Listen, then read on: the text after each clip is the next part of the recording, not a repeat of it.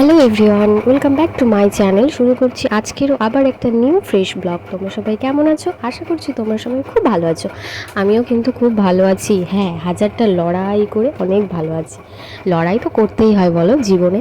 তো দেখো এখন বক বক করে নিচ্ছি তোমাদের সাথে, জানি না কি বক বক করছিলাম। এটা না অনেক দিনের আগেকার ব্লগ, তবে হ্যাঁ এপ্রিল মাসেরই ব্লগ। তবে দিনটা অনেক পেরিয়ে গেছে তো তাই। তো দেখো এখন বানিয়ে নিচ্ছি চাউমিন। এটা হচ্ছে আমার মানে সকালের টিফিনের জন্য রেডি করার ছিল, তো বানিয়ে নিলাম। আর তারপরে দেখো তোমাদের সাথে বেসিক্যালি একটা জিনিস শেয়ার করার আছে, সেটা হচ্ছে দেখো এটা হচ্ছে চড়ুই পাখির বাসা। আমাদের এখানে চড়ুই পাখিই বলে হয়তো, বলতে পারবো না ঠিক। এরকম বাসা করে চড়ুই পাখি করে না বুলবুলি পাখি করে, ঠিক কমেন্ট করে জানিও তো। আমার মনে হয় এটা চড়ুই পাখির বাসা। তো দেখো কী সুন্দর বাসাটা করেছে না, খুব সুন্দর। সত্যি কথা বলতে না, একটা পাখিরও নিজের বাসা থাকে, মানে তারা নিজের ঘর নিজের বাড়ি নিজেরাই তৈরি করে। হয়তো তাই জন্যই কেউ তাদেরকে তাদের বাসা থেকে তাড়িয়ে দিতে বা কী বলবো, তাড়িয়ে দেওয়ার মতো প্ল্যানিং করতে পারে না। কথাটা কেন বললাম বললাম ভালো লাগলো বললাম। তো দেখো এখানে না দুটো বাচ্চা হয়েছিল, মানে দুটো ডিম পেড়েছিল পাখিটা। আর আমার ভাই সেটা মানে বের করার চেষ্টা করছে। আসলে পাখির বাচ্চা দুটো একটু বাইরের দিকে ঝুঁকে ঝুঁকে আসছিল, তো ও একটু দেখে আবার ভিতরে ঢুকিয়ে দিচ্ছিল।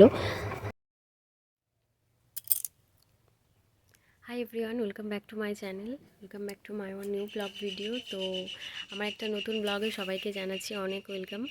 আর আমি এখন থেকে আমার এই ব্লগটা স্টার্ট করছি। চোখে প্রচণ্ড রোদ আসছে, তাই চোখটা। তারপরে দেখো এখানে এখন ঘড়িতে বাজে সকাল 9:30 10টা মতো। এখানে দেখো ধান ভাঙিয়ে আনা হয়েছিল, আর ধান ভাঙিয়ে যে চালটা হয় দেখো প্রচুর। কাদের কাদের বাড়িতে এরকম ফসল ফলিয়ে তারপরে কি বলবো সেই ফসলটাকে বার করা হয় বলবে। আর প্রচুর মানে ভালো লাগে। আর আমার এই চাল নিয়ে এরকম হাত দিতে ঘাঁটতে আমার প্রচুর ভালো লাগে সত্যি কথা বলতে। আর প্রচুর চাল ছিল তো আমার বেশ ভালোই লাগছিল, আর তোমাদের সাথে একটু শেয়ার করছিলাম। তো আমাদের তো ধান চাষ হয়, আর ধান চাষের পরে যেই সিদ্ধ করে শুকনো করা হয় তারপরে চাল বের করা হয়। তো দেখো আমার তো প্রচুর ভালো লাগছিল। আর এগুলো না ভাঙিয়ে এনেছে তো, তাই এগুলো ঠান্ডা করার জন্য এরকম ছড়িয়ে দেওয়া হয়েছিল। ঠান্ডা হয়ে যাওয়ার পরেই একটা বস্তাতে তুলে রাখা হবে বা ড্রামে। তো চলো দেখতে থাকো আর সঙ্গে থাকো।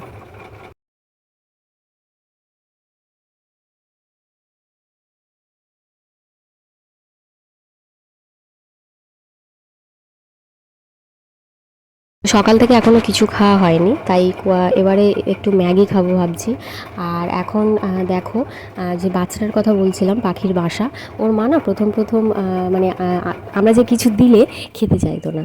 তারপরে আমি যখন একটু একটু করে খাবার দিতাম তখন ওর মা দেখতাম একটু একটু করে খাবার খাচ্ছে। আর এখন দেখো চাটনির জন্য আমি টমেটো কেটে নিয়েছি, আর আমিও একটু জলজিরা দিয়ে মাখিয়ে নিয়েছি। গরমের সময় কিন্তু এই চাটনি টক কার কার বাড়িতে হয়, সবার বাড়িতেই হয় মনে হয়, তো কমেন্ট করে জানাবে। তো আর তারপরে দেখো এটা হচ্ছে মোচা। আমার এই মোচা এঁচোড় খেতে এত ভালো লাগে কি বলবো। তো এখানে মোচা ভাই নিয়ে এসেছিলো। আমাদের বাগানে এত কলা গাছ আছে, কখন কে পেরে নিয়ে চলে যায় তার ঠিক নেই। আমার বাবা তো নিজেই চিনতে পারে না কোনটা আমাদের গাছ আর কোনটা লোকের গাছ। মানে কোনোদিন এইসব পারতেও যায়নি। তবে আমার খেতে ভালো লাগে, তাই আমি ভাইকে বলেছিলাম একটু পেরে এনে দে, যেটাই পাবি নিয়ে চলে আসবি, নাহলে আর দুদিন পরে গিয়ে আর থাকবে না, কলাও তো আর হবে না আর এটাও থাকবে না। তো দেখো ও নিয়ে এসেছিলো, আমি ঝটপট করে কেটে রেডি করে নিচ্ছি। তবে হ্যাঁ এটা দুপুরে হবে না, এটা হবে রাতে, কারণ দুপুরে মা যা রান্না করবে সব রেডি করে ফেলেছে, তাই এটা দুপুরে হবে না। আর মোচা কাটতে তো একটু দেরি হয়, তাই আমি কেটে রাখছিলাম। তো আর ভাই তো কাটবেই না, ও খেলছে। তো চলো এই ব্লগটা এখানেই শেষ করছি। পরের ব্লগে আমি ওই পাখির বাচ্চাগুলোকে অবশ্যই তোমাদের সাথে দেখাবো, হালকা হালকা লোম উঠেছে, দেখাবো। ভিডিওটা ভালো লাগলে লাইক কমেন্ট শেয়ার করো। Tata guys, love you all. সবাই খুব খুব খুব খুব ভালো থেকো।